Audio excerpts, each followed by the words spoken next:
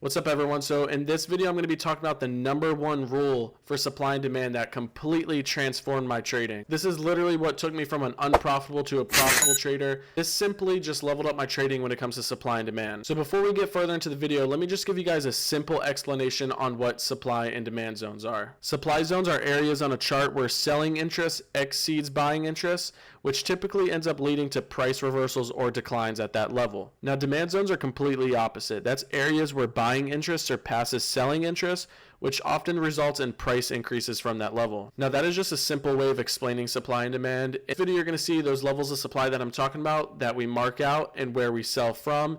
And I'll give you guys some examples of levels of demand where we buy from. But let's just jump right into the video so I can tell you guys this number one rule. All right, guys, so the main rule that I have for supply and demand that literally took it from 0 to 100 is simply just having multiple time frames in confluence. That is it. It is that simple. Oh my God! Wow! And I'm going to show you guys how having multiple time frames in confluence would literally be better for your trading. All right, guys, just to start it out, I'm going to give you an example just like this. Let's say we have a long position. Let's say we have a supply level right here. And this is just, say, a M15. We'll just go ahead and put M15. All right, now you can see that M15 would be the level that we're entering off of. I trade supply and demand, so I would be entering off this demand level since this is a long. So let's say price is going down, getting ready to tap into our demand. Now let's say we tap into that M15, right? Now let's say we get a tiny little reversal or we just push straight through it. Now when we push straight through it, what's going to happen? We have nothing stopping price. Price is going to go to stop loss. We have no other levels of demand in there. How can we give ourselves a higher probability to not hit stop loss? Because as you can see right here, we literally just have one level of demand. If that one level of demand fails and we just break right past it, it's just going to go to stop loss. So the way to get higher probability is that number one rule, having multiple time frames in confluence. So for an example, let's say we have that M15. Let's say right here we have a M5, and then let's say right here we have an M1. This is giving you not one, not two, but 3 opportunities for price to reject off of and go your way. We all know trading is a game of probabilities. You have to create the highest probability when it comes to trading. So this is going to give you that higher probability. Now, let's say price is coming down, and let's say we don't respect that M15. Let's say we're not getting as clean of an entry as we want and we go down a little more. So remember what happened last time? We went straight down to stop loss. Now we go down a little more. Now we have this M15. What happens? Now the market's like, hey, I want to react off this M5. Now we're going to get that reaction and we're going to go to profit, hopefully. Now keep in mind, this is not a 100% win rate strategy. There's no strategy out there that's bulletproof. If you're looking for that bulletproof strategy, you're not going to find it. It is not out there. But getting back to this, see, we bounced off that M5, and that's what would have gave that move to TP. That created a higher probability for us to not go to stop loss. Let's say the same thing happens, and we break past that M5. Now we have the M1. Let's say we get that reaction off the M1, we go into profit, boom. Just look at the difference. You have literally 3 levels of demand, 3 opportunities for the market to tap into that level and reverse and go to your profit, rather than if we took these 2 off. Now look at the difference. If you break past that M15, you're going to stop loss compared to if you had the other 2 levels of demand right there. Just increase your chances of a possible bounce from one of those levels to go to take profit. And this would be the exact same thing when it comes to a short. You can see if we just had this M15 and the market was going up to take a short, let's say we tap right into it and we don't get that clean rejection that we're looking for and we just push past it, there's nothing stopping price. You're most likely just going to go to stop loss. But if you get those other levels, just say that's an M5, say that's an M1, just like we had on the longs, you can see if we tap into this level right here, we can possibly get that reaction, or if we go a little higher, this might be the level that gives us our reaction. This is exactly what you're looking for. You're looking for multiple time frames in confluence. More levels of supply and demand that you have in confluence, the better. That is just giving you more levels for it to bounce off of before it hits your stop loss. So let's take a look at this for an example. You can see in this setup specifically, we have 2 time frames in confluence, and that is literally an M5 and an M1. You can see the type of reaction we got off of it. We wicked right into these levels of supply, and then we got to move down, and look at this. This would have been a 1 to 4 right here, but look how far this went down. It would have been a 1 to 7, almost a 1 to 8. That's crazy. That is crazy. And you want to know the sad thing about it? We ended up missing that trade today. See right here at 9:30 a.m., that's when that level got tapped into, and at 9:30 I was pulling up my Discord to go live with the members. We literally just barely missed it. If you guys want to trade live with me, click the link in my bio and join the Discord. I trade live there a few times a week. You can get a better look at my strategy and how I trade. Remember guys, the rule is to have multiple time frames in confluence. So you can see right here, we literally wicked right into this level, an M5 and an M1.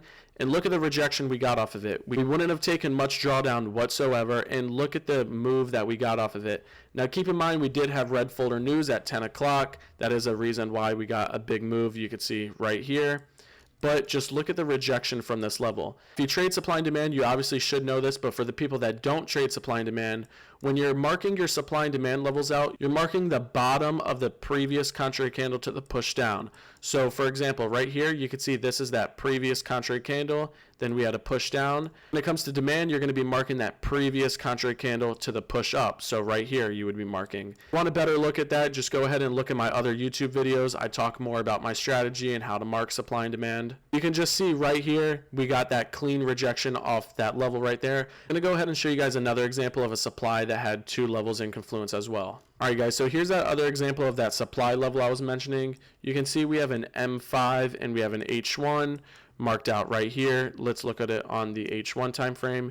You can see we marked that previous contrary candle to the push down on the H1, and you can see if we would have got this entry off the H1, look how accurate that would have been. You would have taken literally like no drawdown and would have went straight into profit, and this ran a 1 to 4. All right, so let's say we would have entered off the M5. You can see we wicked right into it and went directly into profit, and this would have ran like a 1 to 2, 1 to 2.5, but let's say that we entered maybe on this right here, just for the purpose of the video for an example.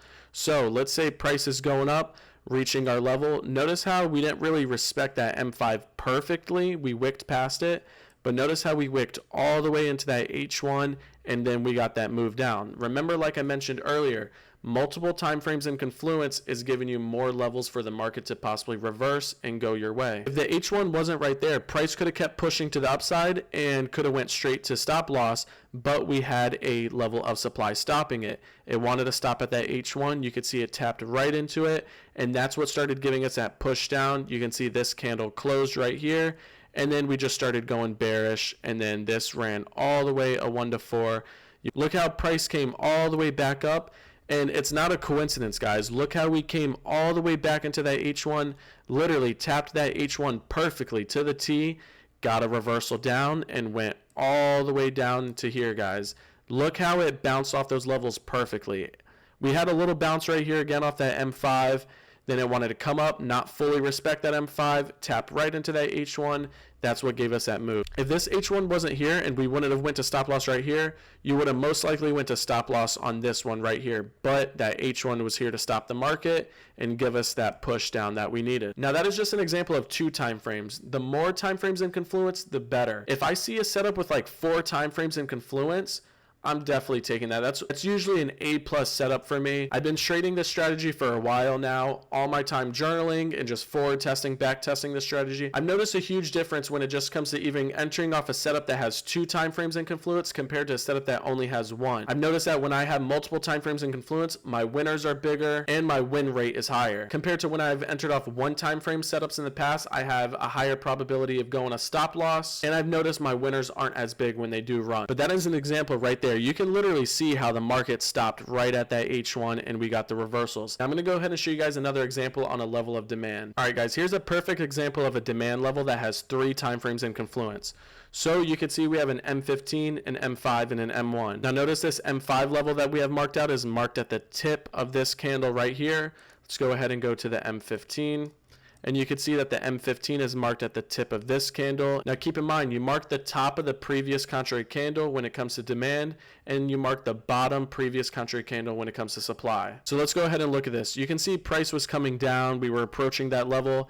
Now we tapped right into this M15, and I mean, technically, look, you can see right there we would have got a sniper entry and this would have went to take profit. But for the example of the video, let's just go ahead and say you didn't enter right there and you entered on this setup right here. All right, so what happened? You can see we broke past this M15, tapped right into that M5, and look at what that candle did. You seen we wicked right into it, started retracing up, and look at the power we got from that level, the momentum.